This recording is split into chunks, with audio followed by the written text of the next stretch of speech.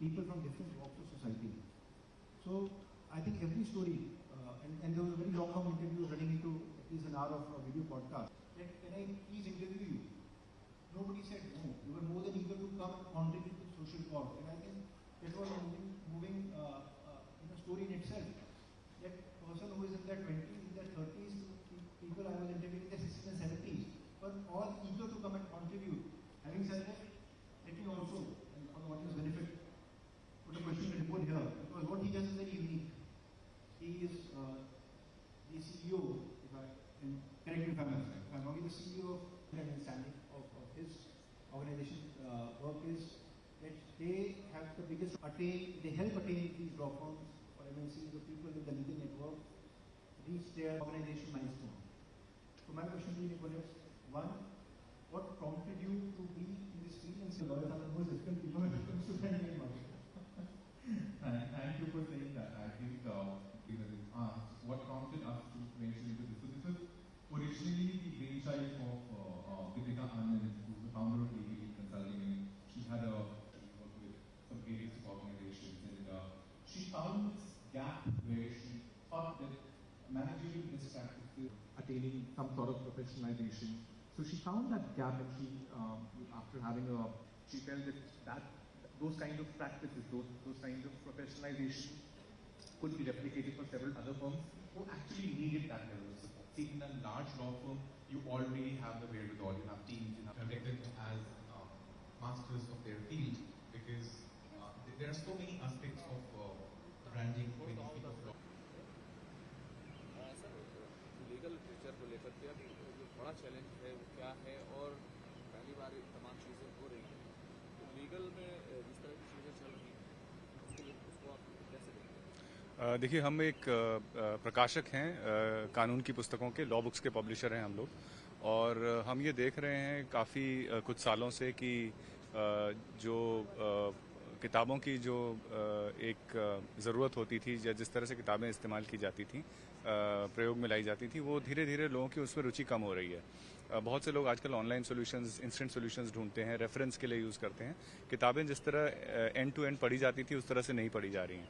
तो हमें ऐसा लगा कि बहुत अच्छा लीगल लिटरेचर है और लिखा जाना चाहिए, और उसका इस्तेमाल भी करा जाना चाहिए रीडर्स के द्वारा। तो उसके लिए एक छोटी सी पहल हमने करी है, और हमें बहुत अच्छा इसका लोगों का सपोर्ट मिला है। बहुत ही ज़्यादा लोगों ने इसे सराहा है, और हमें यकीन है कि आने वाले समय में हम इसको और बड़ा और आगे तक लेके जा पाएंगे।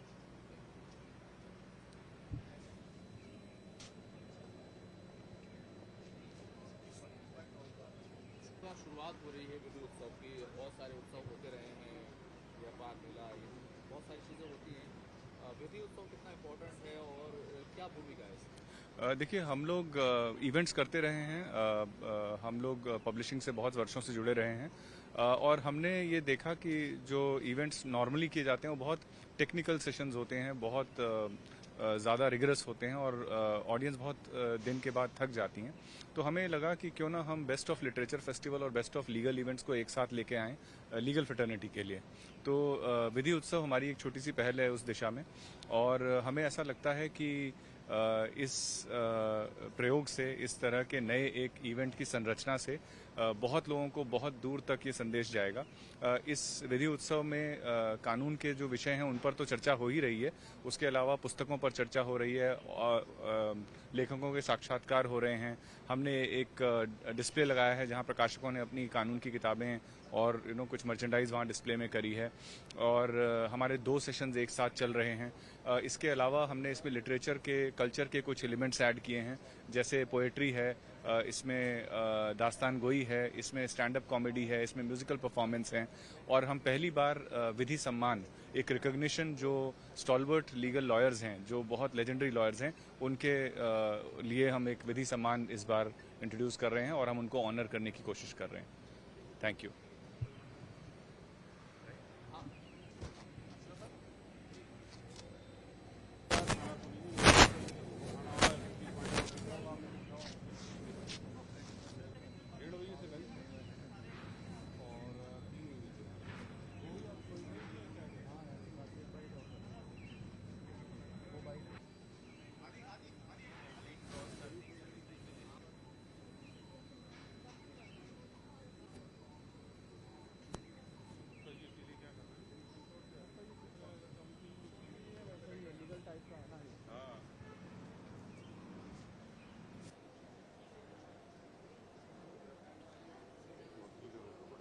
दोबारा से सवाल पूछता हूँ।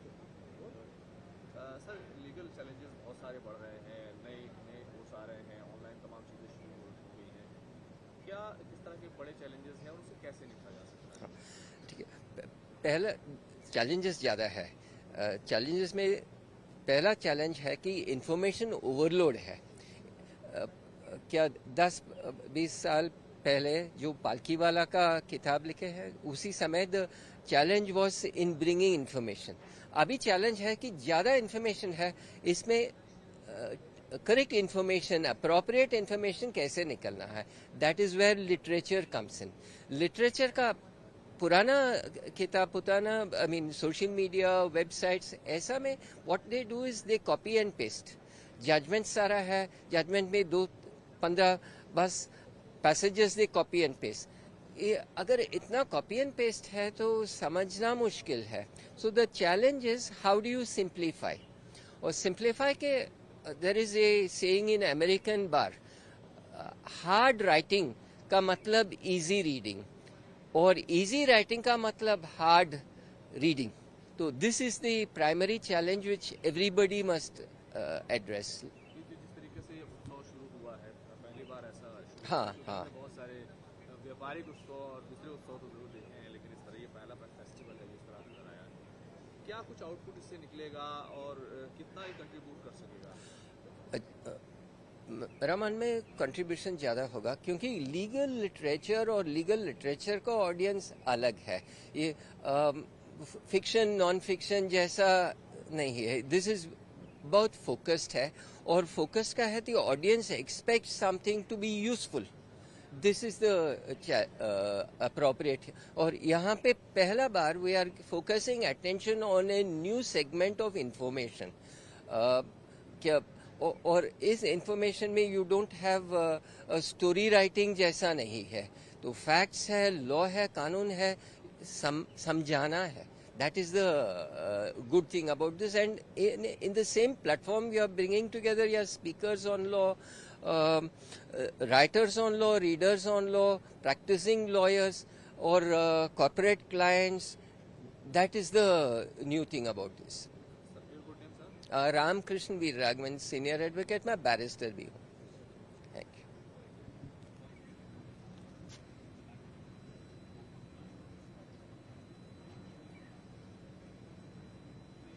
इस तरीके की विधि उत्सव जैसे ऑर्गेनाइज करना है, शायद इनके मन में ये बात है कि आम पब्लिक को कानूनों के प्रति जागरूक करना है, प्लस अवेयरनेस फैलानी है। दूसरा, लीगल फ्रेमवर्क में क्या है कि वकील जो है वो अपनी एडवर्टाइजमेंट नहीं कर सकता, हमारा कॉन्स्टिट्यूशनली दे आर अबाइडेड। तो ऐसे उत्सव करके ये लीगल जो फ्रेमवर्क है वो एक तरीके से अपने आपको एडवर्टाइज भी कराते हैं, आम पब्लिक तक अपनी रीच पहुंचाने की कोशिश करते आम हैं। लोगों को इस तरह के फेस्टिवल से, या जो खासतौर से हमारे जो वकला हैं, वकील हैं, जो प्रैक्टिस कर रहे हैं, उनको कितना इस तरह के उत्सव बेनिफिट करेंगे? सर, जो वकील हैं वो तो एक लॉ फ्रेमवर्क में अपना अलग ही आ जाते हैं, लेकिन आम पब्लिक के लिए जो कंप्लायंसेस है, जिनका डर है, बहुत सारा लोगों को आजकल कंप्लायंसेस के नाम से इतना डराया जाता है, नोटिस भेजे जाते हैं, कई बार वो फेक नोटिस होते हैं, कई बार इशारों में नोटिस भेज दिए जाते हैं कि चलो ऐसे ही पैसा आएगा। तो कम से कम पब्लिक यहाँ आएगी, दे शुड अवेयर अबाउट किस टाइप का लॉ फ्रेमवर्क है, किस टाइप की कंप्लायंसेस है। और जैसे अभी बगल में यहाँ इन्होंने बुक्स रखी हैं, बगल में सेमिनार्स चल रहे हैं, वहाँ स्पीकर्स बैठे हैं, उन लोगों से आम पब्लिक भी अपने क्वेश्चन पूछ सकती है अगर उनको कोई दिक्कत आ रही है। Sir, your good name? I am Surendra Pandey, I am from Delhi.